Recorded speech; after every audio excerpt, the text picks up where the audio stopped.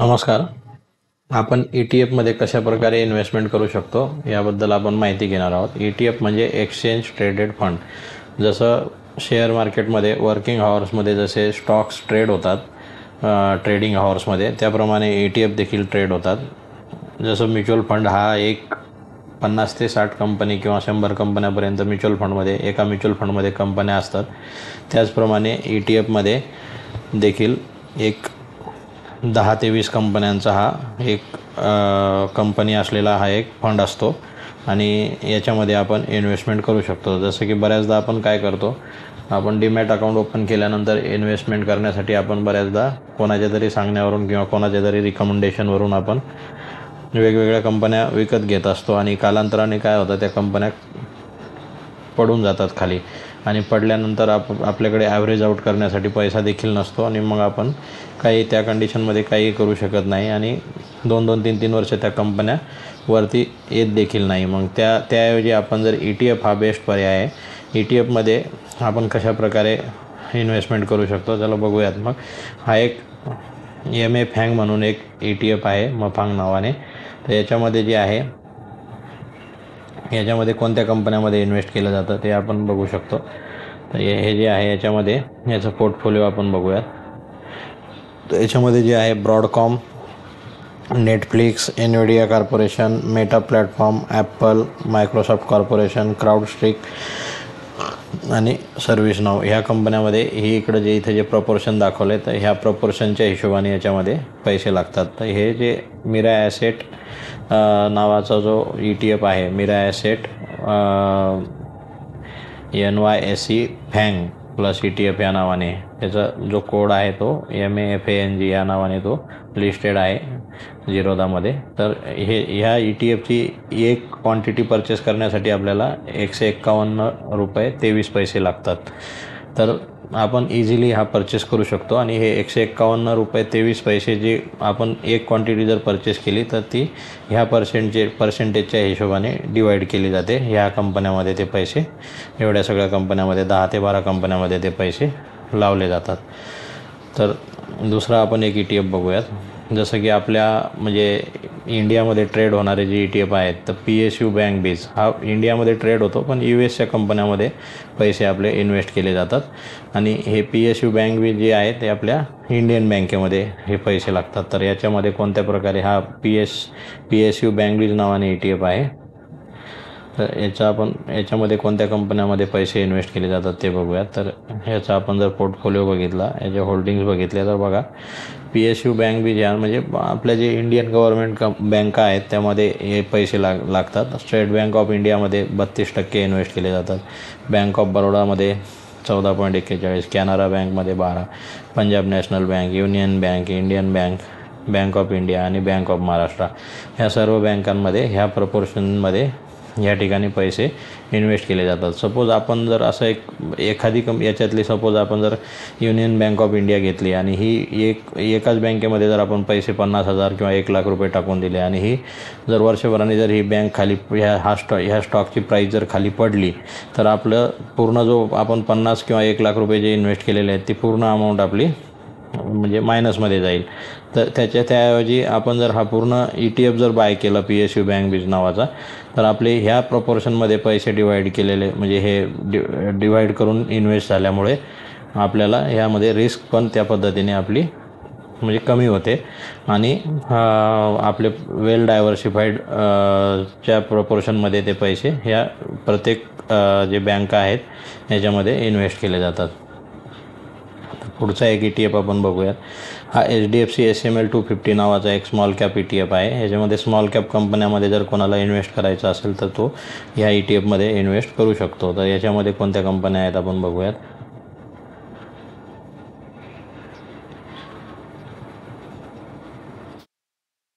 यामध्ये बघा एक्सपोजरमध्ये जर बघितलं, जसं की नावामध्येच आहे की स्मॉल कॅप 250, तर इंडियाचे जे स्मॉल कॅप 250 कंपनीज आहेत त्यामध्ये त्या 250 स्मॉल कॅप कंपनीमध्ये इन्व्हेस्ट केले जातात आणि ह्याच्यामध्ये त्यामुळे स्मॉल कॅपमध्ये जर आपण ॲसेट ॲलोकेशन बघितलं तर स्मॉल कॅपमध्ये 87.13% म्हणजे जवळजवळ 87% इन्व्हेस्टमेंट ही स्मॉल कॅप कंपन्यांमध्ये केली जाते. मिड कॅपमध्ये 12% आणि लार्ज कॅपमध्ये एकदम कमी आहे म्हणजे 0.29.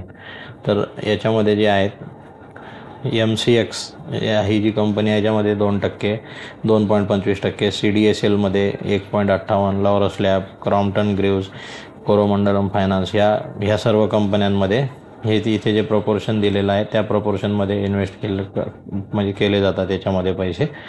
आणि त्यामुळे जे आहे पैसे डायव्हर्सिफाय होतात. आणि ज्या दिवशी हा ETF कोणताही ETF सपोज आपण जो ETF आपण स्टडी करून हे केलेला आहे तर तो ETF आपण ज्या दिवशी मार्केट पडेल त्या दिवशी आपण थोड्या क्वांटिटीमध्ये तो परचेस करू शकतो. जसं आता HDFC SML 250 आहे तर याची जी लाईव्ह प्राईस जी आहे आता लेटेस्ट प्राईस जी चालू आहे ती 179.85 रुपीजला आहे. तर 179.85 रुपीजला आपण एक क्वांटिटी इझिली बाय करू शकतो ज्या दिवशी मार्केट पडेल त्या दिवशी.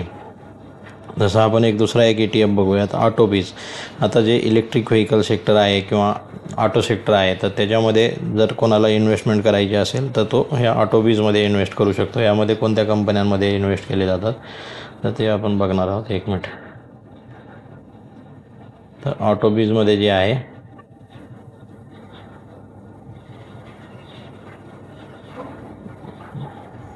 याचा जर आपण पोर्टफोलिओ बघितला तर हे बघा याच्यामध्ये लार्ज कॅप कंपन्यांमध्ये 79%, मिड कॅपमध्ये 18% आणि स्मॉल कॅपमध्ये एकदम कमी इन्व्हेस्टमेंट आहे. लार्ज कॅप आणि मिड कॅपमध्ये बऱ्यापैकी इन्व्हेस्टमेंट केली जाते. आणि याची जर होल्डिंग आपण बघितली तर बघा हे ऑटो सेक्टर्सचे असल्यामुळे याच्यामध्ये सर्व ऑटो सेक्टरच्या कंपन्या आपल्याला बघायला मिळतील. तर महिंद्रा अँड महिंद्रामध्ये जवळजवळ 25%ची इन्व्हेस्टमेंट केली जाते.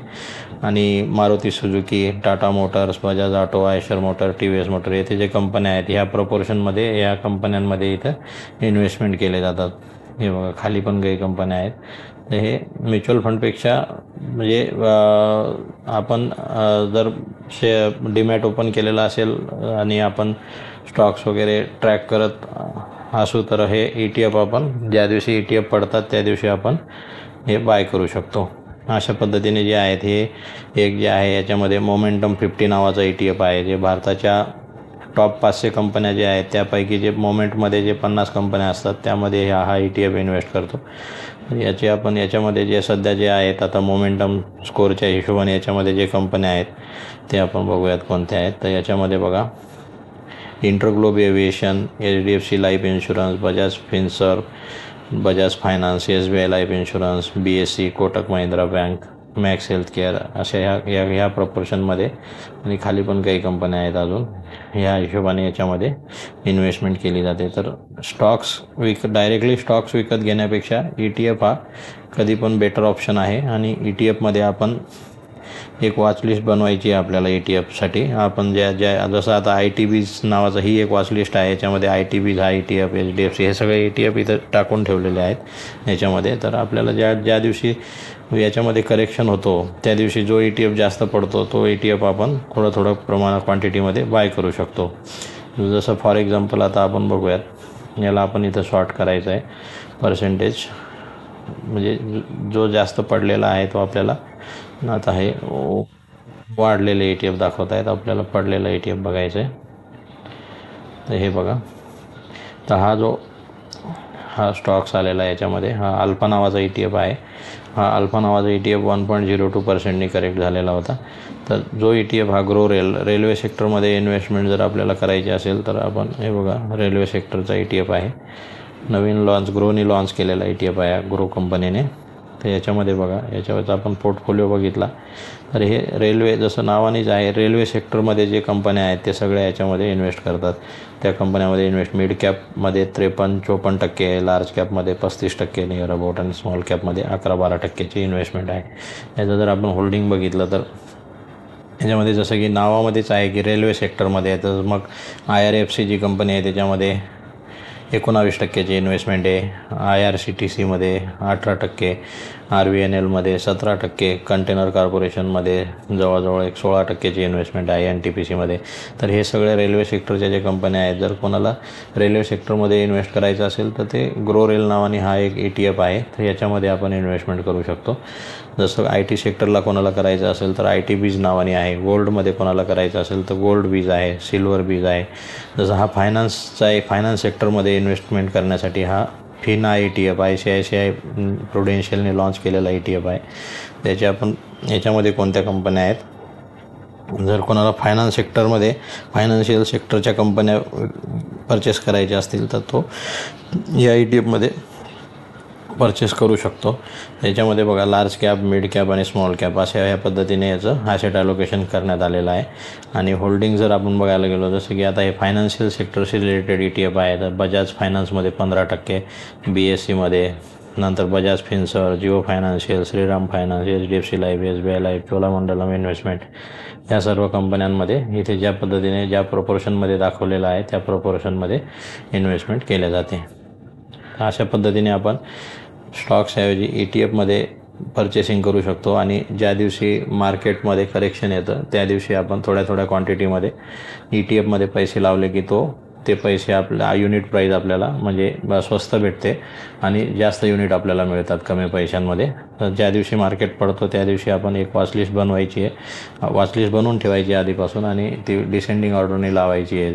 जो जास्त पडला आहे तो आपल्याला वरती दिसला पाहिजे स्टॉक किंवा ETF आपला जो आपण ETF परचेस करतो आहे तर ETF आपल्याला वरती दिसला पाहिजे आणि तो ETF आपण मग त्या दिवशी परचेस करायचा आहे ज्या दिवशी तो पडेल त्या दिवशी.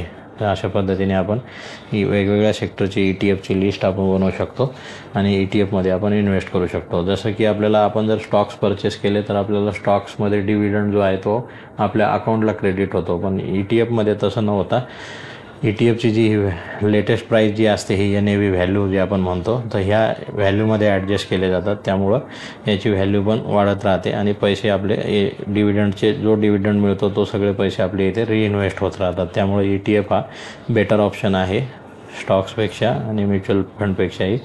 तरी देखील आपण आपल्या फायनान्शियल ॲडवायझरला विचारूनच इन्व्हेस्टमेंट करायचं आहे.